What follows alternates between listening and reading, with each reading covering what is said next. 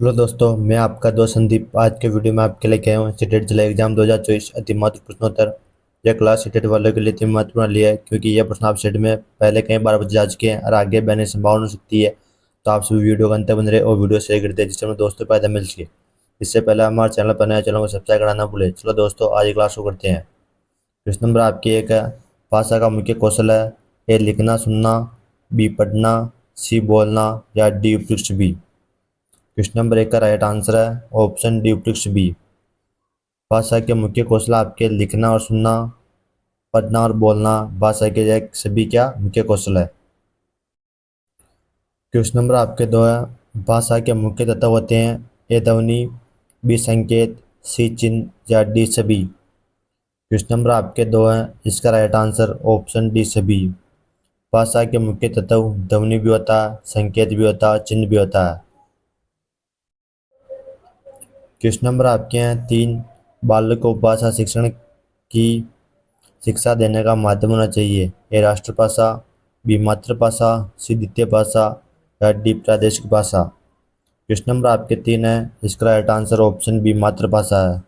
बालक को भाषा शिक्षण की शिक्षा मातृभाषा में देनी चाहिए क्योंकि बालक मातृभाषा में जल्दी ही भाषा का ग्रहण कर सकता है, इसलिए बालक को मातृभाषा में शिक्षा देनी चाहिए। क्वेश्चन नंबर आपके चार है, मातृभाषा का अर्थ है ए परिवार की भाषा, बी माँ की भाषा, सी पिता की भाषा या डी उपयुक्त बी। क्वेश्चन नंबर आपके चार है, इसका राइट आंसर ऑप्शन डी उपयुक्त बी। मातृभाषा का अर्थ है परिवार परिवार की भाषा, माँ की भाषा और पिता की भाषा है, यानी मातृभाषा का अर्थ है। क्वेश्चन नंबर आपके हैं पाँच, मातृभाषा का मुख्य उद्देश्य होता है ए मानसिक विकास, बी शारीरिक विकास, सी बौद्धिक विकास या डी उपयुक्त बी। क्वेश्चन नंबर आपके हैं पाँच, इसका राइट आंसर ऑप्शन डी उपयुक्त बी है। मातृभाषा का मुख्य उद्देश्य मानसिक विकास, शारीरिक विकास और बौद्धिक विकास है। क्वेश्चन नंबर आपके पाँच छः, मातृभाषा की मुख्य शिक्षण विधि है ए आगम विधि, बी निगमन विधि, सी अनुकरण विधि या डी उपयुक्त बी। क्वेश्चन नंबर आपके छः, इसका राइट आंसर ऑप्शन सी अनुकरण विधि है। मातृभाषा की प्रमुख शिक्षण विधि अनुकरण विधि है। इसमें अध्यापक पहले बोलता है और बालक उसको बाद में उसको क्या दोहराता है, नहीं अनुकरण करता है, इसलिए मातृभाषा की प्रमुख विधि क्या अनुकरण विधि है। इससे बालक जल्दी सीख सकता है।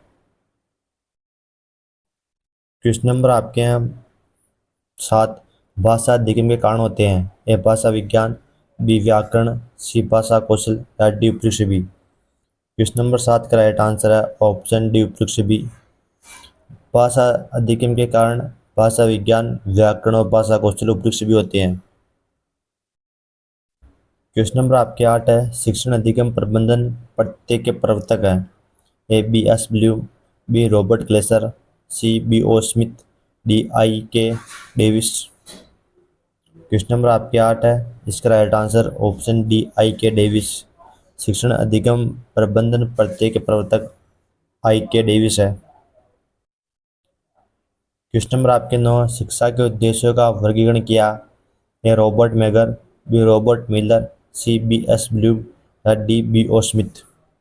क्वेश्चन नंबर आपके नौ है, इसका right answer option B S Bloom है। शिक्षा के उद्देश्यों का वर्गीकरण बी एस ब्लूम ने किया। क्वेश्चन नंबर आपके हैं दस, शिक्षा के उद्देश्य का वर्गीकरण ए ज्ञानात्मक, बी भावात्मक, सी क्रियात्मक या D S B. Question number आपके 10 का राइट आंसर है ऑप्शन डी से बी। शिक्षा के उद्देश्य का वर्गीकरण ज्ञानात्मक, भावनात्मक और क्रियात्मक। क्वेश्चन नंबर आपके हैं 11, सूक्ष्म से स्थूल की ओर शिक्षण सूत्र की पालना किस विधि में स्पष्ट दिखाई देती है ए आगमन विधि, बी निगमन विधि, सी प्रदर्शन विधि या डी प्रोजेक्ट विधि। क्वेश्चन नंबर आपके 11 है, इसका राइट आंसर ऑप्शन बी निगमन विधि।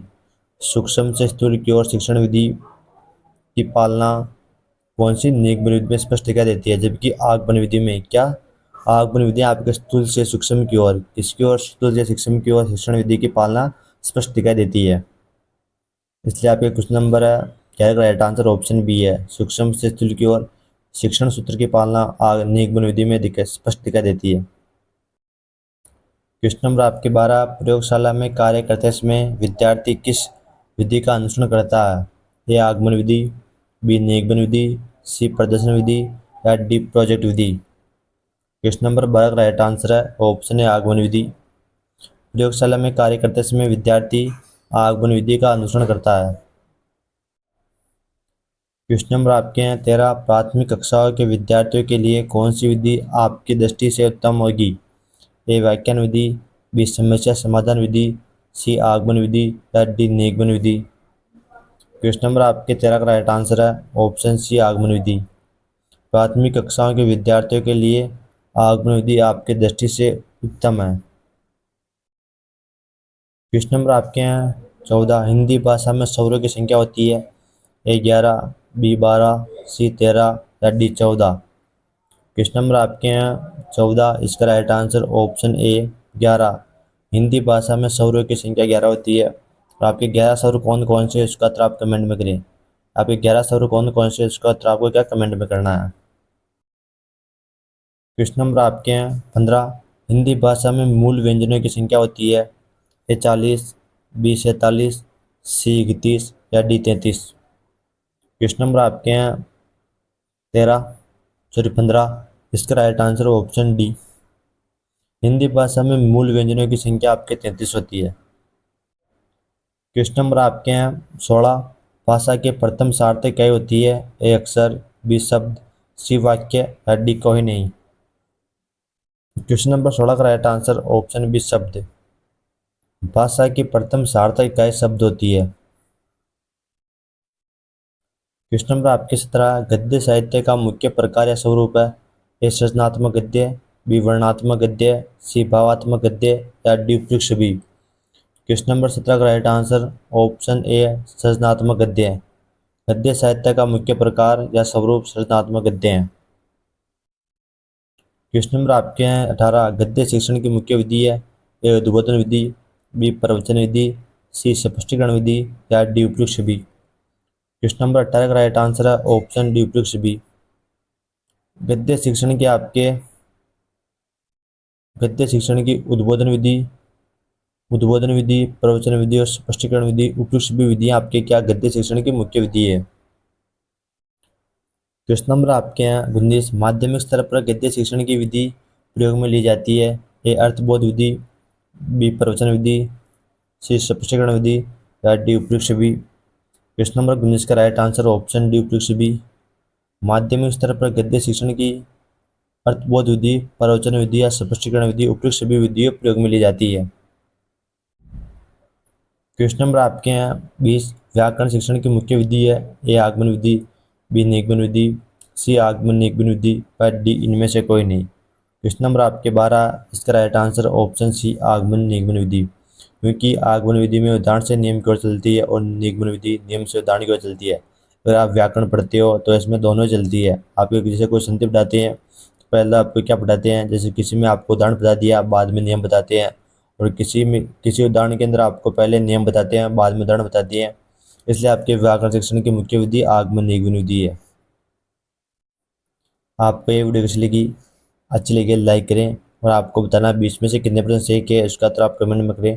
और वीडियो को शेयर करना ना भूलें। अपने 5 दोस्तों के साथ शेयर जरूर करें जो स्टेट की तैयारी कर रहे हैं, और चैनल को सब्सक्राइब जरूर करें।